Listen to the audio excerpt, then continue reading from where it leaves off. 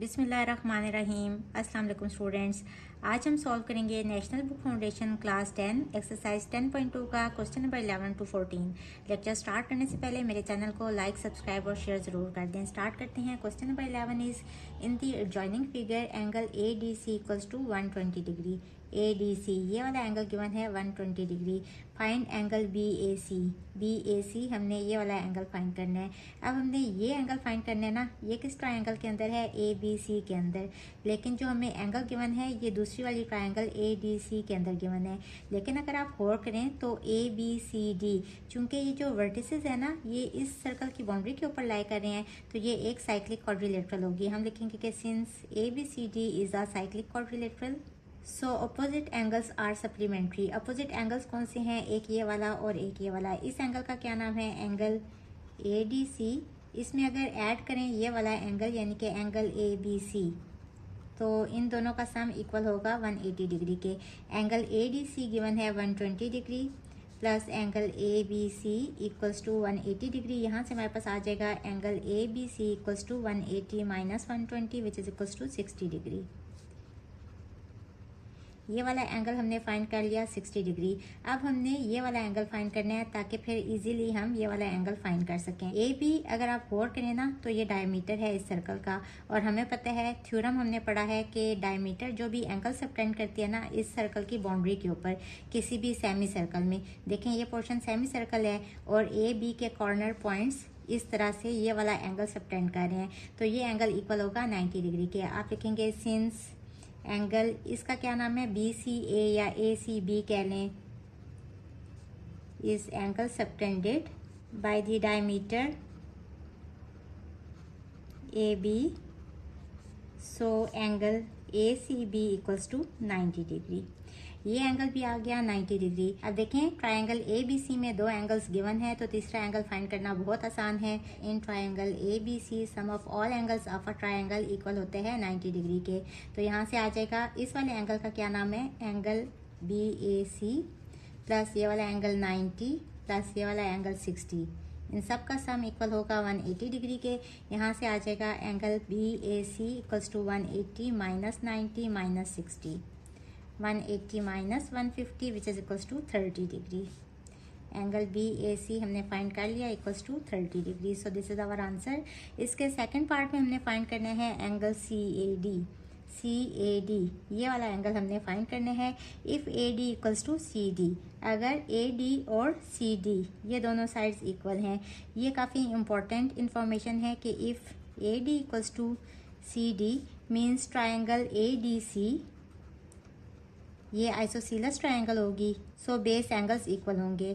Means के base angle कौन से है? ये साइड और ये साइड इक्वल है ना, तो ये वाला एंगल और ये वाला एंगल बेस एंगल होंगे। इस एंगल का क्या नाम है? डी ए सी, और इस वाले एंगल को कह लें डी सी ए। ये दोनों इक्वल हैं तो इन दोनों को कह लें कि सपोज ये इक्वल हैं एक्स के। अब हमें पता है कि in triangle A D C sum of all angles of a triangle equal होते हैं 180 डिग्री के, यानी कि x plus this angle x plus this angle 120 equals to 180 degree. 2x equals to 180 minus 120 which is equals to 60 degree, और यहाँ से x की value आ जाएगी equals to 60 divided by 2 which is equals to 30 degree. और x basically क्या है? Angle C A D. C A D ये वाला एंगल x है, तो एंगल सी ए डी की वैल्यू आ गई 30 degree. So this is our answer. Question number 12 is in the figure angle A B E equals to 95 degree. A B E ये वाला angle given है 95 degree and angle B A E ये वाला angle given है 65 degree. Find angle E C D. E C D हमने सबसे पहले ये वाला एंगल फाइंड करना है।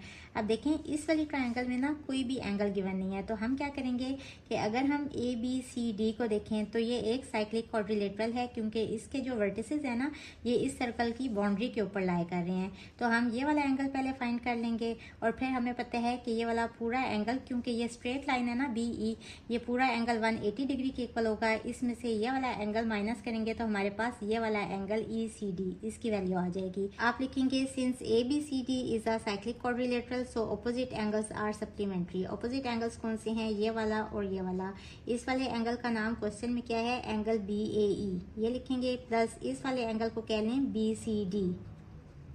This is equals to 180 degree. इसकी जगह पे इसकी वैल्यू 65 डिग्री लगाएंगे, plus angle B C D equals to 180 degree. यहाँ से आ जाएगा angle B C D equals to 180 minus 65, this is equals to 115 degree.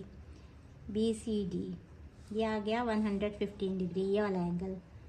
अब हमें पता है कि since B E is a straight line, so ये वाला एंगल कौन से है, बी सी डी प्लस ये वाला एंगल, इस एंगल का क्या नाम है, E C D, angle E C D. इनका सम इक्वल होगा 180 डिग्री के। एंगल बी सी डी हम फाइंड कर चुके हैं 115 degree plus angle E C D, this is equals to 180 degree. यहाँ से आ जाएगा angle E C D equals to 180 minus 115, this is equals to 65 degree. तो ये हमने फाइंड कर लिया इसका first part angle E C D. इसके सेकंड पार्ट में हमने फाइंड करना है angle C D E. C D E ये वाला एंगल फाइंड करना है, ये भी उसी तरह से फाइंड करेंगे। पहले हमें ये वाला एंगल चाहिए, हम लिखेंगे since A B C D is a cyclic quadrilateral, so opposite angles are supplementary. Opposite angles कौन से हैं, एक ये वाला, क्वेश्चन में इसका नाम क्या गिवन है, एंगल ए बी ई, और इसके ऑपोजिट ये वाला, इसको कहने A D C, this is equals to 180 degree. इसकी वैल्यू लगाएंगे 95 degree plus angle A D C equals to 180 degree. यहाँ से आ जाएगा angle A D C equals to 180 minus 95, this is equals to 85 degree.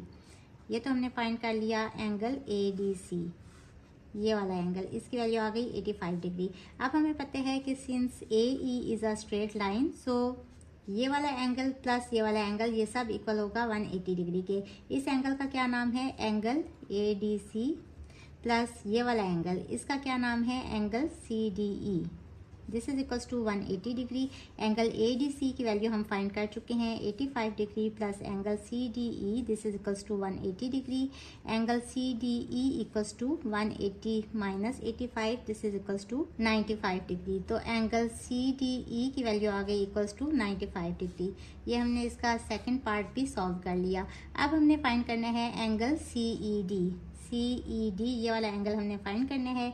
ये वाला एंगल हम find कर चुके हैं 65 डिग्री और ये वाला एंगल हम फाइंड कर चुके हैं 95 डिग्री। अब देखें इस ट्रायंगल में दो एंगल्स गिवन है, तो तीसरा एंगल फाइंड करना बहुत आसान है। In triangle C D E sum of all angles of a triangle equal होते हैं 180 डिग्री के। मीन्स के ये वाला एंगल 95 डिग्री प्लस ये वाला एंगल 65 डिग्री प्लस ये वाला एंगल, इसका नाम है एंगल सी ई डी। इन सब का सम इक्वल होगा 180 डिग्री के। यहाँ से इन दोनों को ऐड करें, 160 plus angle C E D equal होगा 180 डिग्री के। Angle C E D equals to 180 minus 160 equals to 20 degree. तो ये हमने तीनों एंगल्स फाइंड कर लिए इस क्वेश्चन के। अब मूव करते हैं क्वेश्चन नंबर 13 की तरफ। Question number 13 is a circular wall clock of radius 1 feet is hung by a 4 feet long string with a nail at point P. एक सर्कुलर वॉल क्लॉक है ये वाली और इसका रेडियस गिवन है 1 फीट। अब अगर आप इस फिगर पे गौर करें तो यहाँ से यहाँ तक ये भी रेडियस है और यहाँ से यहाँ तक ये भी रेडियस है जो कि गिवन है इक्वल्स टू 1 फीट। तो ओ बी डिस्टेंस भी 1 फीट होगा और ओ ए डिस्टेंस भी 1 फीट होगा। Is hung by a 4 feet long string. अच्छा, यहाँ से आपने कंफ्यूज नहीं होना। 4 फीट लॉन्ग स्ट्रिंग से ना ये वाली वॉल क्लॉक हैंग हुई है। इसका क्या मतलब है कि ए से पी तक और पी से बी तक ये पूरे की पूरी जो रोप है ना, ये कितनी लंबी है, 4 फीट। मीन्स के यहाँ से यहाँ तक इस 4 का हाफ होगा ना, which is equals to 2 feet. और पी बी ये भी 2 फीट आ गया। अब हमने क्या फाइंड करना है, find distance between centre of clock and nail. Centre of clock से नेल तक का ये वाला डिस्टेंस हमने फाइंड करना है। अब अगर आप देखें तो पी ए ये क्या है, टेंजेंट टू अ सर्कल, और इसका ये वाला जो पॉइंट है ना, जहाँ ये वाली लाइन इस सर्कल को टच कर रही है, ये है पॉइंट ऑफ कांटेक्ट। यहाँ से ये रेडियल सेगमेंट ड्रॉ हुआ है और हम थ्योरम पढ़ चुके हैं कि रेडियल सेगमेंट और टेंजेंट लाइन एक दूसरे के ऊपर परपेंडिकुलर होते हैं। तो आप लिखेंगे since A P is a tangent line and O A is radial segment. तो हम थ्योरम पढ़ चुके हैं कि रेडियल सेगमेंट और टेंजेंट लाइन एक दूसरे के ऊपर परपेंडिकुलर होते हैं। मीन्स कि ये वाला एंगल इक्वल होगा 90 डिग्री के। अब अगर आप ट्रायंगल ओ ए पी को देखें तो ये एक राइट एंगल ट्रायंगल है। In triangle O A P हमने चूंकि ये वाला डिस्टेंस फाइंड करना है, हमें पता है हाइपोटेन्यूज स्क्वायर इक्वल होता है perpendicular square plus base square के। ओ पी स्क्वायर इक्वल होगा परपेंडिकुलर स्क्वायर यानी कि ओ ए स्क्वायर प्लस बेस स्क्वायर यानी कि ए पी स्क्वायर। अब यहाँ वैल्यूज पुट कर दें। ओ पी की वैल्यू हमने फाइंड करनी है। This is equals to O A है 1 तो 1 का स्क्वायर प्लस ए पी है 2 तो 2 का square. This is equals to 1 plus 4 which is equals to 5। O P square की वैल्यू आ गई 5। अब दोनों तरफ स्क्वायर रूट ले लेंगे। This is approximately equals to 2.2 feet. अब ओ पी डिस्टेंस बेसिकली क्या है? This is the distance between the nail and the centre of the clock. Second part is how far above the clock is the nail, कि जो nail है ना, जो कील है, वो इस घड़ी से कितना ऊपर है। मीन्स कि हमने ये वाला डिस्टेंस फाइंड करना है। अब ओ पी डिस्टेंस इसके फर्स्ट पार्ट में हम फाइंड कर चुके हैं, यानी कि ये वाला डिस्टेंस। अब अगर किसी तरीके से हमारे पास ये वाला डिस्टेंस आ जाए ना, तो इस सब में से अगर हम ये वाला डिस्टेंस माइनस कर दें तो हमारे पास ये वाला डिस्टेंस आ जाएगा, जो कि हमारी रिक्वायरमेंट है। अब अगर आप गौर करें तो सेंटर से लेके इस सर्कल की बाउंड्री के ऊपर इस पॉइंट तक ये जो डिस्टेंस है, ये क्या है? Radius, which is 1 feet. So distance between clock and the nail is OP minus this distance. OP की वैल्यू है 2.2। अगर इसमें से ये वाला डिस्टेंस माइनस कर दें यानी कि -1, so this is equals to 1.2 और साथ में यूनिट आ जाएगी फीट की। So this is our answer. Question number 14 is a wooden wheel moving on the ground is 99 centimeter away from a point A. एक वुडन व्हील है जो कि एक ग्राउंड के ऊपर मूव कर रहा है और इससे दूर एक पॉइंट है ए, जहां से इस व्हील तक का ये वाला डिस्टेंस गिवन है equals to 99 centimetre. Find diameter of the wheel. हमने इस व्हील का डायमीटर फाइंड करना है। If the distance between centre of the wheel and the point A is 101 centimetre. Centre of the wheel ये वाला point है, इसको लेट कर लें कि ये है ओ। तो सेंटर ऑफ द व्हील से पॉइंट ए तक ये वाला डिस्टेंस गिवन है equals to 101 centimetre. How much distance does the wheel cover in 1 round. इसके सेकंड पार्ट में हमने ये बताना है कि इस व्हील ने ना एक अगर राउंड कंप्लीट किया है तो इसने कितना डिस्टेंस कवर किया होगा। सबसे पहले डायमीटर फाइंड करना है। हमें पता है कि सिंस ए बी जो है ये टेंजेंट लाइन है इस सर्कल पे और इसके पॉइंट ऑफ कांटेक्ट से ये जो है ना ये रेडियल सेगमेंट है ओ बी। तो हम थ्योरम पढ़ चुके हैं कि ओ बी और ए बी ये एक दूसरे के ऊपर परपेंडिकुलर होंगे। मीन्स कि ये वाला जो एंगल है ना ओ बी ए ये राइट एंगल होगा और यहाँ से हम कह सकते हैं कि triangle O B A is a right angle triangle. तो in triangle OBA using Pythagoras theorem इस एंगल के अपोजिट ये वाली साइड है हाइपोटेन्यूज। तो OA का square this is equals to OB का स्क्वायर प्लस AB का स्क्वायर। अब यहाँ वैल्यूज पुट कर दें। OA की वैल्यू है 101 तो 101 स्क्वायर इक्वल्स टू OB हमने फाइंड करने हैं प्लस AB की वैल्यू है 99 का स्क्वायर। इसको सिंप्लीफाई करेंगे 101 स्क्वायर इक्वल होते हैं 10201 equals to OB square plus 99 square इक्वल होते हैं 9801 के। इसको इस साइड पे ले आए तो OB स्क्वायर इक्वल हो जाएगा 10201 minus 9801 this is equals to 400 और हमें OB की वैल्यू चाहिए तो दोनों तरफ हम स्क्वायर रूट ले लेंगे। यहाँ स्क्वायर रूट से कट जाएगा तो OB की वैल्यू इक्वल आ जाएगी 20 और साथ में यूनिट आ जाएगी सेंटीमीटर की।